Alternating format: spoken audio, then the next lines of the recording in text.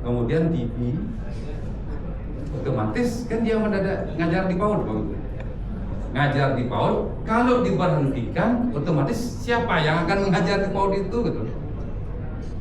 Akhirnya kalau kita lihat ada kolaborasi lintas sektor. Karena lokasi dia mengajar di desa, otomatis pemerintahan desa. Kemudian kewenangan pemerintahan desa ada di PMD. Terkait dosen. Kemudian dari aspek pendidikan, PAUD masuk Dinas Pendidikan Kabupaten. Kemudian dari aspek ketenaga kerjaannya, apakah dia sudah memiliki jaminan tenaga kerja? BPJS Naker. Otomatis urusan di Naker. Kan kolaborasi semua. Kemudian kalau belum masih stuck juga keluarlah peraturan kepala daerah supaya Pak tolong ini nanti bisa kita istirahatkan, kita pulihkan, setelah pulih baru kita beri pengobatan lah, ada urusan kesehatan baru kembali mengajar gitu.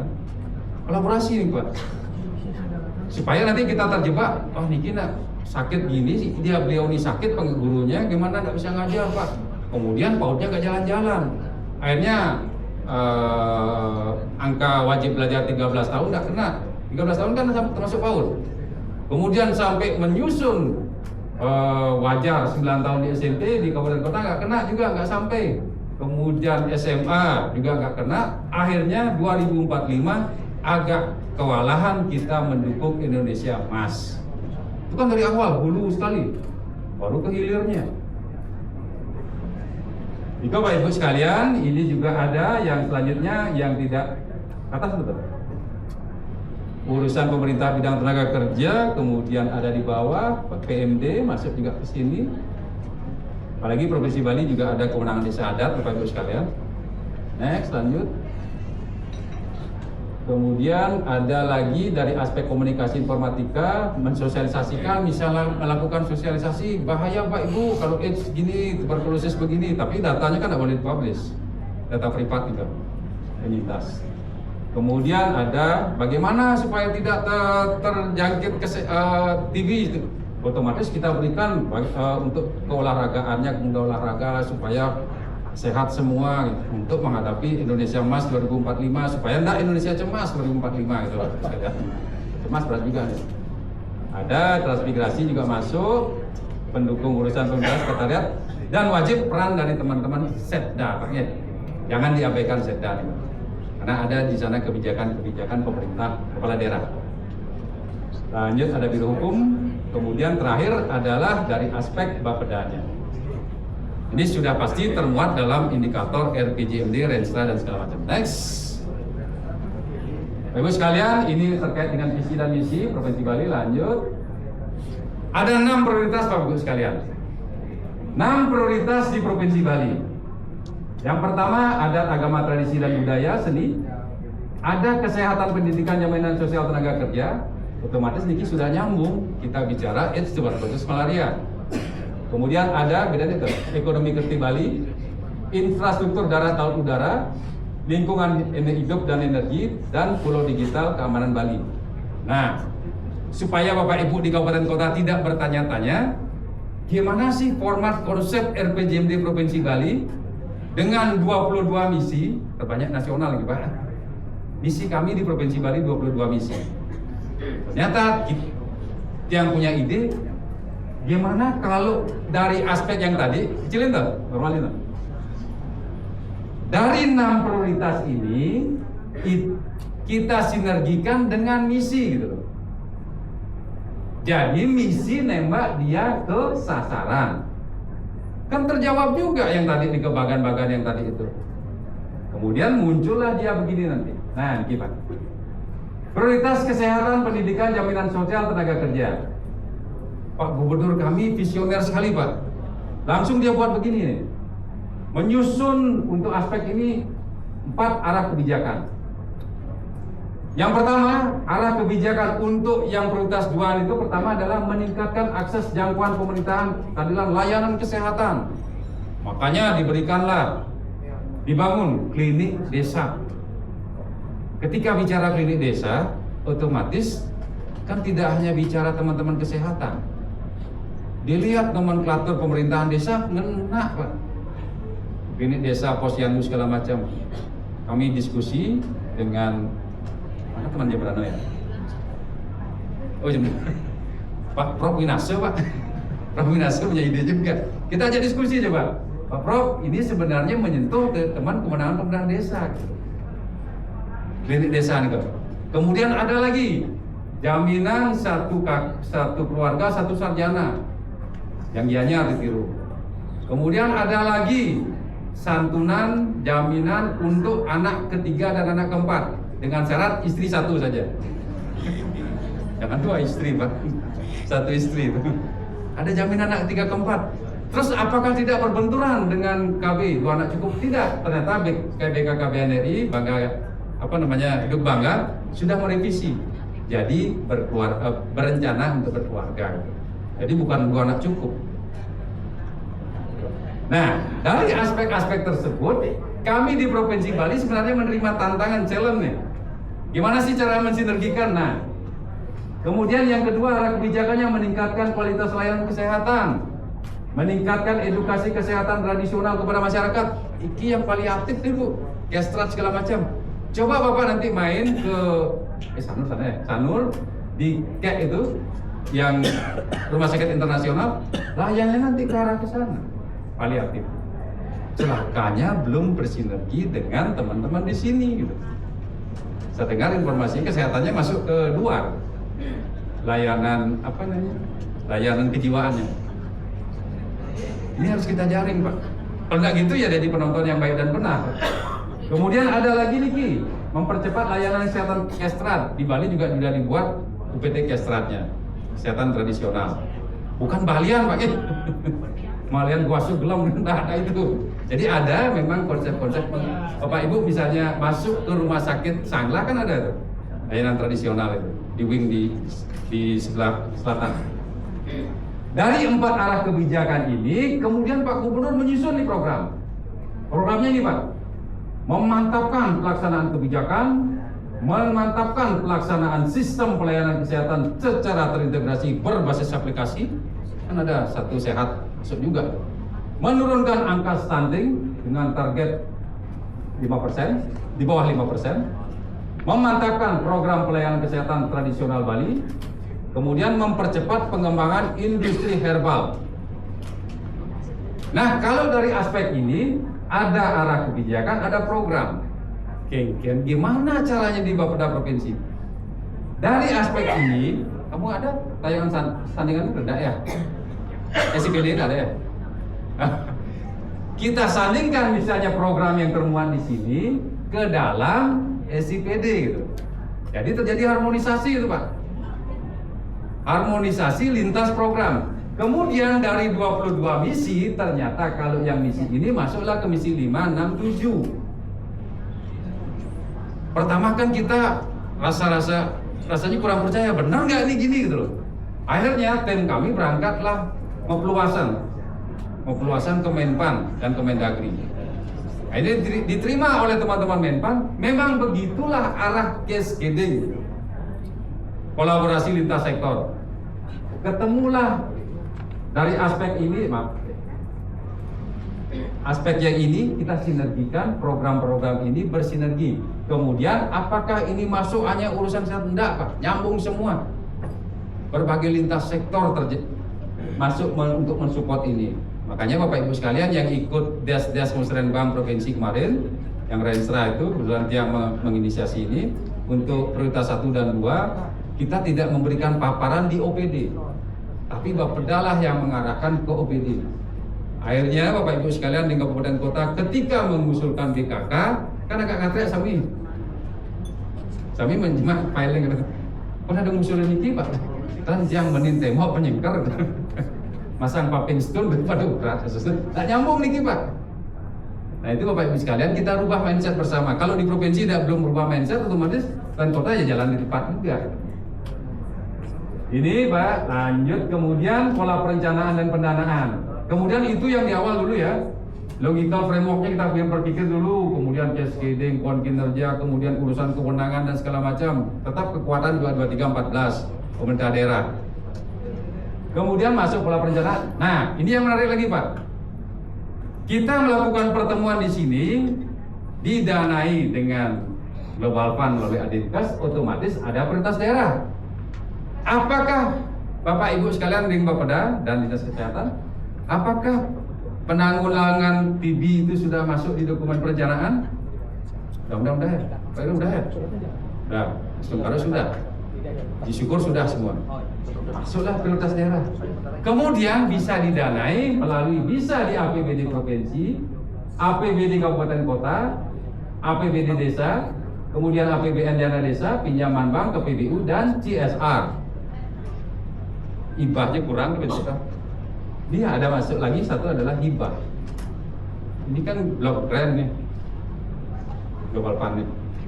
Otomatis masuk dia untuk menembak ini atas daerah nih. Kemudian harus termuat dalam dokumen perencanaan. Kalau belum termuat dia ngapain, Pak? Nggak kena.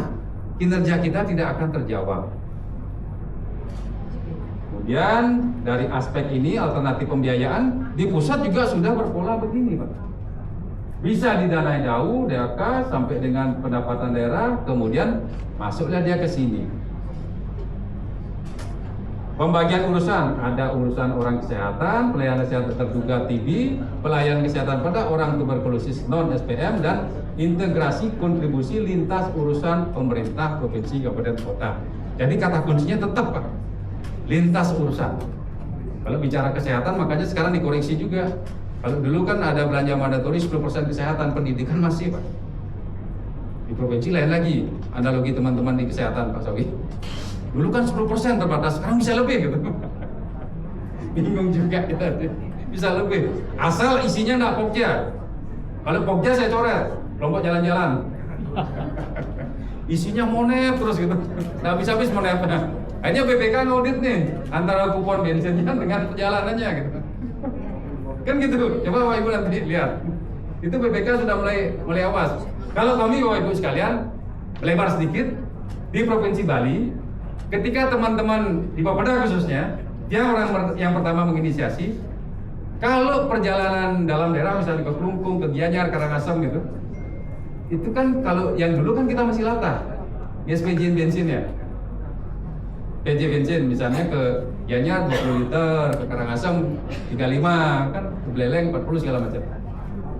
Saya bertanya nakal, kalau Bapak Ibu ke Jakarta atau ke Semarang, bawa kupon bensin nggak? Nah kan, transport kan ditanggung gitu. Kami tanyakanlah ke BPK, apa beda perjalanan dalam daerah dan luar daerah? Kalau logikanya kami perjalanan membawa kupon bensin, kenapa kami kalau ke Jakarta tidak bawa kupon bensin gitu? Kan gitu dosnya. Beda kan? Yang terjadi sekarang BPK mulai ngeh nih, dimintalah kitir bensinnya, tapi Bapeda provinsi aman, Pak. 2024 tahun 2025 kami tidak nganggarin kupon bensin. Kan nakal juga nih. Kan komponennya itu perjalanan uang harian itu kan masih transport sekitar, uang makan kan. Udah 3 komponen. Kalau ke Jakarta kan 3 komponen juga, keluar daerah 3 kan ada kupon bensin. Kenapa ke Jakarta nggak bawa kupon bensin gitu loh? Itu Pak. Ini yang Bapak Ibu sekalian hati-hati juga supaya kita bisa berpikir efektif dan efisien ke depan, supaya kita bisa memprioritaskan program yang harus kita implementasikan. Liun kupon legis, kupon jalan negeri bertunjuk legis. Jangan lupa nih Pak di Bapeda khususnya. Tadi udah mau nanya Pak Ika aja Pak Kepala saya. Apakah nganggarin? Enggak Pak. Kami tidak mau nganggarin. Di bidang kami enggak usah pakai kupon bensin gitu. Karena itu agak riskan juga. Kami dorong teman-teman di provinsi melalui BPKD coba direvisi pergubnya. Karena uang harian kita kan masih flat gitu. 480 aja semua. Ke Jembrana 480, ke Buleleng 480, ke Gianyar 480 gitu. Harusnya ada degradasi harusnya ada selisih juga. Kalau Jembrana misalnya berapa 600 gitu macam. Itu harus merujuk ke Perpres 33. Lanjut, iki bentuk-bentuk TJSL. Nah, Bapak Ibu sekalian, kalau Perda CSR kita TJSL di Provinsi Bali, memang kita membagi 3 klaster. Ada yang dalam bentuk bantuan fisik, bantuan keuangan, sampai dengan bantuan sosial atau pelatihan-pelatihan. Kita pilih di sana supaya nanti ketika misalnya siapa tahu perusahaan A melakukan CSR-nya wajib dilakukan, kemudian Pak saya tidak bisa memberikan uang cash money, tapi bisa memberikan pelatihan, pendidikan segala macam, otomatis masuk dia ke klaster yang ketiga. Kalau proyek fisik masuk klaster kedua, kalau cash money masuk ke klaster 1. Jadi 3 klaster. Pasalnya juga jelas, kemudian manfaatnya niki, CSR, kemudian tata kelola pendanaan desa. Nah, kami lanjut yang terakhir terkait tata kelola keuangan desa, Pak. Di keuangan desa, di Undang-Undang 614 atau direvisi menjadi Undang-Undang 3 2024, ternyata Bapak Ibu sekalian, tata kelola keuangan desa tidak dilepas langsung oleh teman-teman Kemendes, tapi dilakukan sinergitas dengan teman-teman pemerintahan daerah melalui teman-teman Kementerian Dalam Negeri. Perwujudannya adalah di Permendagri 20 2018. Kemarin, Bayu, yuk kemarin teman-teman Kota Batam undang ya? Yang waktu di Ungasan jatuh, enggak ya? Nah kemarin teman-teman Kementerian Desa hadir di sini untuk mengharmonisasi juga. Nah, mungkin kalau kita bicara urusan pemerintahan desa, adalah rujukannya adalah Permendagri 2018 yang termuat menjadi sistem keuangan desa. Di keuangan desa ada juga dibagi, Pak. Ada bidang, subbidang, dan kegiatan. Nanti menarik kalau dilihat itu. Kemudian dari aspek ini muncullah 5 bidang di pemerintahan desa. Yang pertama, penyelenggaraan pemerintahan desa, pelaksanaan pembangunan desa, pembinaan masyarakat desa, pemberdayaan masyarakat desa, penanggulangan bencana. Kemudian kita lari coba ke ini, Pak, pelaksanaan pembangunan di desa. Ada bidang-bidang, Pak, SPM-nya masuk di sini semua. Yang pertama ada bidang yang pertama pelaksanaan desa, ada bidang pendidikan, ada bidang kesehatan, pekerjaan umum, kawasan permukiman, kehutanan, perhubungan, energi sumber daya mineral, dan pariwisata. Otomatis SPM yang kita kenal di pemerintahan daerah masuklah ke bidang ini. Sekarang coba kita menyentuh terkait dengan teman-teman pemerintahan desa ini dari aspek bidang ini. Kemudian, lanjut. Masuklah aspek bidang pelaksanaan pembangunan desa di urusan kesehatan. Ada bidang pelaksanaan pembangunan desa. Kemudian ada subbidang kesehatan. Ada kegiatannya di sini, Pak. Kegiatan yang pertama, penyelenggaraan pos kesehatan desa, Polindes, milik desa, dengan pemberian obat-obatan, tambahan insentif bidang desa. Kemudian ada perangkat perawat desa, penyediaan pelayanan KB, alat kontrasepsi bagi keluarga miskin. Kemudian posyandu, latihan bidang kesehatan, penyelenggaraan desa kesehatan, Palang Merah bersama sampai dengan Sanpras, Posyandu, dan Polindes. Otomatis ketika kita bicara klinik desa, masuklah kewenangan NIKI, Pak. Kan gitu, Pak, kolaborasi. Apakah langsung membangun gedung baru? Kan enggak, Pak. Ini yang kita dorong, kita berdayakan supaya lintas sektor bisa mengenal. Supaya nanti bahasanya, oh ini kebijakan provinsi, program provinsi, padahal masuk dia sampai dengan teman-teman pemerintahan di desa. Nah ini yang kita upayakan bersama di 2025, selain 2025 nanti perencanaan 2026 sudah masuk sampai dengan 2029 yang termuat dalam RPJMD 2025-2029. Kemudian lanjut ke tantangan ke depan, Bapak Ibu sekalian. Kalau dari aspek itu kita tata kelolakan, ternyata berbagai persoalannya adalah begini. Yang pertama, komitmen politik pemimpin penting tapi tidak cukup. Kenapa kita buat begitu demikian?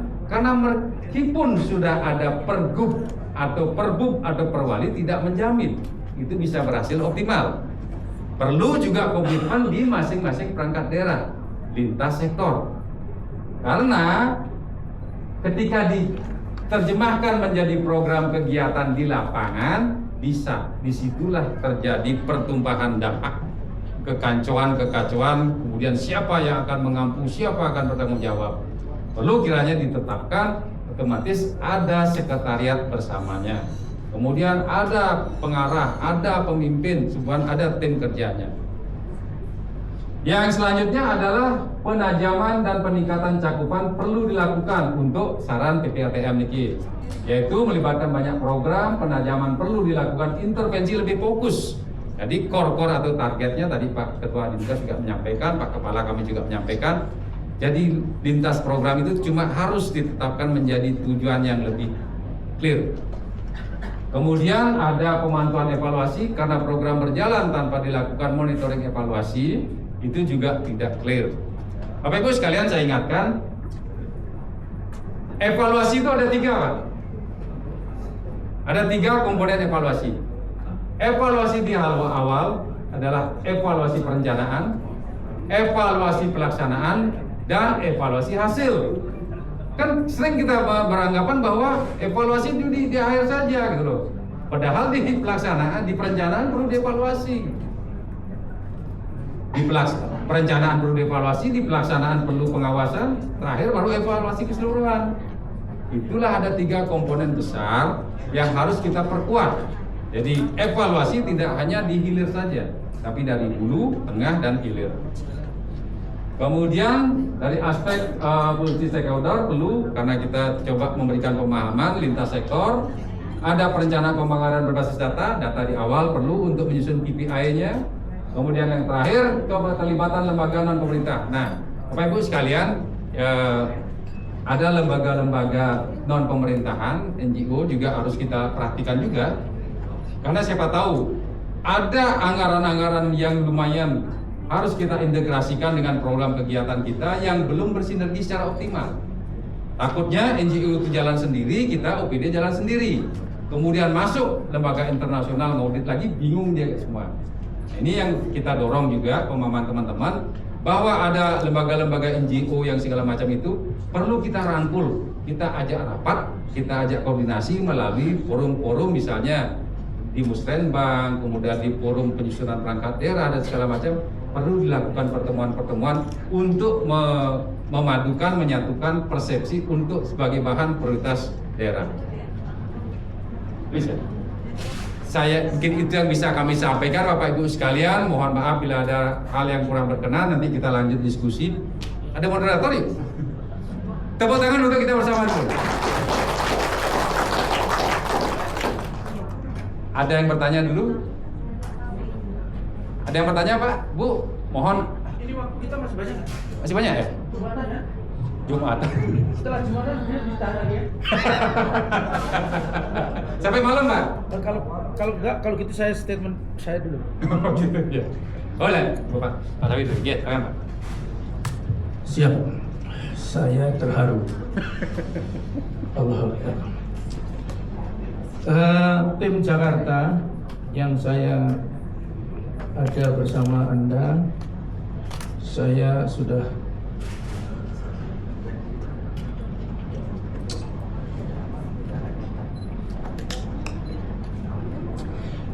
bilang bahwa kita akan belajar ke Bali dan sekarang terbukti. Nggak tahu apakah Bapak Ibu merasakan, tapi saya sedang bertanya nih, Pak Gede ini Pak Bagus ini Pak. Pak Gus Wes. Ini ngarang sendiri atau diajari Dagri gitu ya. Bapak Ibu sekalian, saya itu orang yang paling cerewet apa yang diceritakan tadi.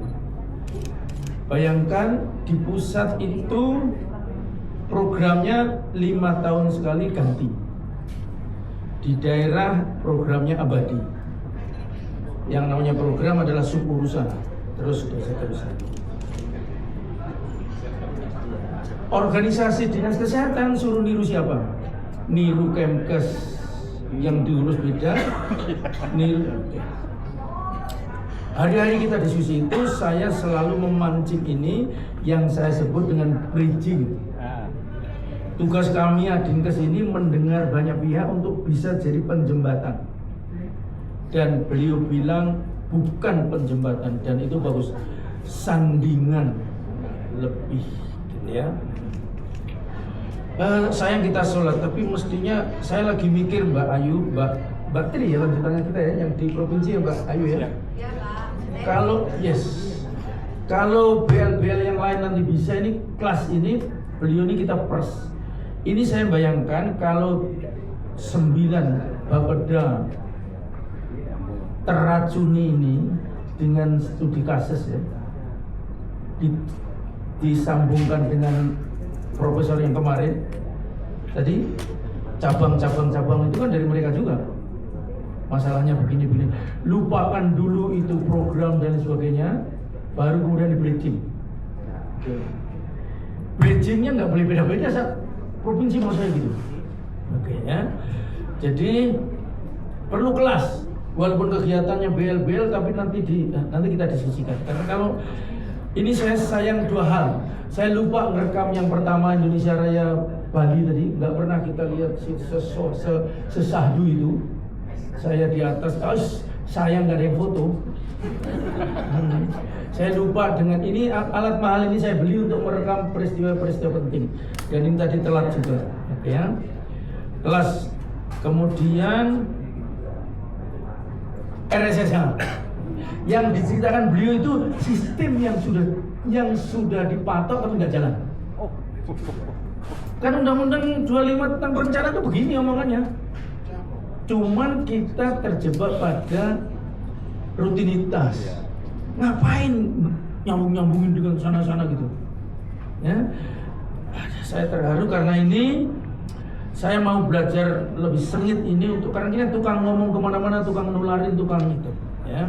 Jadi RSSH yang disebut sistem resilient and sustainable system ini sebenarnya di mana Bapeda menjadi komandannya, gitu ya. Oke. Orkestrasinya, nah itu Pak. Dari Bapak bilang tadi, perencanaan, pengawasan. Kalau dulu zaman saya masih muda di Kemkes itu ada P1, P2, P3. Perencanaan, pemberian pelaksanaan, dan di situ itu yang tadi sudah kita tanyakan kepada seluruh ketua Bapeda kemarin Pak. Siapa yang mau jadi komandan ini? Bahwa ada di desa, ada. Oke, bridging sudah. Harus termuat di dokumen perencanaan. Ini persis. Kemarin di RPJPD-nya Bapak ada sebutan swasta saja, itu menggetarkan saya. Karena dari dokumen resmi menyebut bukan hanya pemerintah. Oke, orkestrasi sudah, alur pikir sudah. Saya mau yang terakhir, Pak bilang Pak Gubernur, Bapak harus punya satu aplikasi yang mencatat semua penduduk Bali. Isinya seluruh variabel nempel di manusia terus. Oke. Kalau mau ditambahi, sasaran pembangunan itu kan perorangan, keluarga, lembaga khusus, sekolah, pasar, kemudian wilayah. Kalau itu menjadi sasaran pembangunan, seluruh variabelnya ditempelin. Kalau ada aplikasinya Bali nomor 1, percaya sama saya. Dan kalau Bali tidak bisa, nggak mungkin kita berharap di tempat lain. Serius tuh Pak. Kemarin sudah saya tantang, ada universitas, so nggak bisa mereka KKN, ayo profesor IT bikin itu alat. Anda nggak usah perlu uang mestinya, tapi perlu nama. Kalau perlu aplikasinya kasih namamu supaya ada. Legasi jelas. Yes, kayak di kemarin saya ceritain Mojokerto itu Gayatri, itu namanya orang zaman kapan aja dipakai. Saking bingungnya mau pakai namanya orang siapa sekarang. Kalau di sini pakai Udayana, luar biasa tuh. Karena tanpa itu Pak, cerita semua ini kurang sempurna. Jadi sasarannya si A, di desa dapat apa, di kesehatan dapat apa, di tadi ya. Setelah itu keluarga, setelah itu kelompok masyarakat, barangkali kelompok wilayah dan seterusnya. Saya kira ini, dan kalau tidak ada waktu lagi buat beliau, saya berdoa moga-moga saya ketemu di kelas yang saya belajar lagi. Siap. Okay. Ini yang dilatih di Bapelkes mana? Roren mana Roren? Yang latihan perencanaan di Makassar, seluruh Indonesia dilatih di sana, mesti ada orang kayak beliau. Ini yes. Ini hasil belajar beliau. Saya nggak tahu apakah di Bangda diajarin ini, karena setiap hari kita ngomong itu di Bangda. Siapa yang akan menjadi penjembatan? Izin Pak. Oke, sip. Izin Pak. Pak Zawi. Yes. Bapak Ibu sekalian, kebetulan saya bergabung di Bapeda dari 2009. Pak. Itu dulu ada perencanaan penyusunan dokumen perencanaan pakai 54 2010. Kemudian direvisi di 2017. Puji Tuhan Pak Sawi, saya berkesempatan sempat diskusi dengan Pak Asiolan waktu itu. Oh, yes. Penyusun Bapedanya. Kita memberikan masukan dan saran untuk menyusun KPI itu masuk menjadi di dokumen perencanaan itu. Nah, kemudian apakah saya mengarang cerita indah ini? Tidak, Pak. Itu kita menerjemahkan dengan melakukan ini, Pak, semedi saya, Pak. Lebih tinggi dengan kearifan lokal. Siap. Gini, Pak. Kita melihat mencermatinya, cuma agak pesimis kami ketika sakit saya masih jalan di tempat. Teman-teman yang di DIY, Pak Roni itu udah jadi sekda sekarang, sekda DIY, itu tim kita juga dulu waktu beliau jadi kabin pengendalian evaluasi. Sekarang sudah jadi sekda DIY. Itu kemarin sempat nanya, kita studi banding lagi ke sana, bikin malu juga gitu loh. Loh, Pak Bagus masih di Bapeda gitu. Sakit beliau sudah AA, Pak. AA. Kemudian teman-teman Jabar juga sudah A. Bali masih BB, turun lagi. Apalagi ke kabupaten kota, nggak kena lagi. Tapi satu sisi, kita sudah menyirat dan tersirat bahwa begini loh kolaborasi sebenarnya gitu loh. Cuma lemahnya kita, Pak Sawi, izin, Pak Ibu sekalian, kita masih menyusun dokumen perencanaan hanya sebatas susunan bab per bab. Konten dalamnya nggak ketemu. Jadi bahasanya kita sudah tersurat dan tersiratnya nggak ada gitu loh. Tapi sebagai laporan, Pak, kami dengan Kota Denpasar kemarin untuk tingkat nasional mungkin ke internasional. SDGs di 2023 kami nomor 1, Pak. Dan celakanya, Pak, celaka lagi. Kita mengirim Desa Kertalangu, Denpasar. Desa Kertalangu kita kirim. Kemudian terbaik tingkat nasional, Pak. Nomor 1, Pak. Saya telepon kadesnya, Pak Kades posisi di mana? Izin atuh di tiang karun ke Cina. Wih. Bapedanya diajak, Pak. Kemudian, Pak, bulan depan datang ke kantor, ada sertifikat penghargaan tuh? Ada. Fotonya kita foto dengan Pak Kepala Sekret. Mau kemana, Pak? Yang diundang ke Amerika. Waduh. Bapedanya dicuekin. Ibaratnya kita dorong mobil nih, sudah jalan, say goodbye. Sebenarnya Bapak Ibu sekalian, di tingkat nasional konsep-konsep begini sudah termuat dalam dokumen perencanaan. Cuma komitmen kita bersama, kemudian mungkin ada ego sektoral, tidak hanya di daerah saja Pak Sawi. Di antar kementerian juga terjadi ego-ego sektoral itu. Contoh, penanganan stunting. Kan ada intervensi spesifik dan sensitif. Ketika kita dorong, nih Kemenkes dari aspek spesifiknya gitu. Enggak, Pak, spesifik hanya 30%. Sensitif yang banyak 70%. Kemudian kemarin kami dengar BPKP ada spesifiknya 30%, sensitifnya 65%, 5% kolaborasi itu, meeting-meetingnya. Jadi ada anggaran meeting lagi 5%. Waduh, kan kacau lagi dunia persilatan kita ini. Tapi satu sisi Pak Prabowo keluarlah Impres 1, pemotongan anggaran. Bapak Ibu sekalian, kami ingatkan, kemarin kan ada percepatan Inmendagri yang nomor 2 itu, bahwa penyusunan dokumen perencanaan di RKPD perubahan mendahului, bukan dalam konsep efisien ya Pak, tapi memuat visi dan misi kepala daerah terpilih, dimuat di APBD perubahan gitu loh. Kata kuncinya itu di klausul nomor 2 muncul.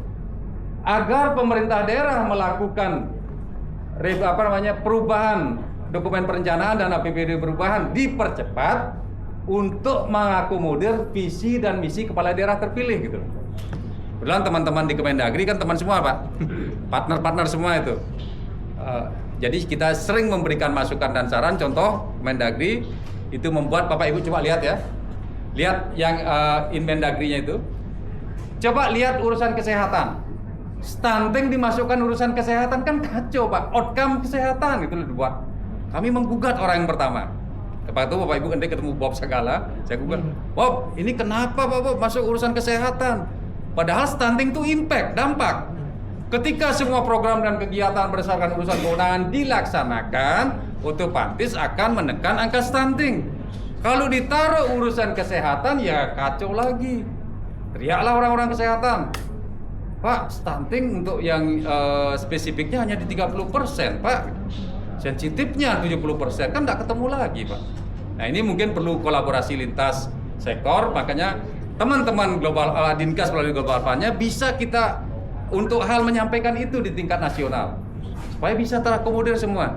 Kami juga Pak Swi, pada saat penanganan rabies kita dibantu juga lembaga internasional ISP. Akhirnya terbentuklah tim siaga rabies dan persiapan untuk KTT G20 kemarin. Jadi Pak Swi, kemarin waktu KTT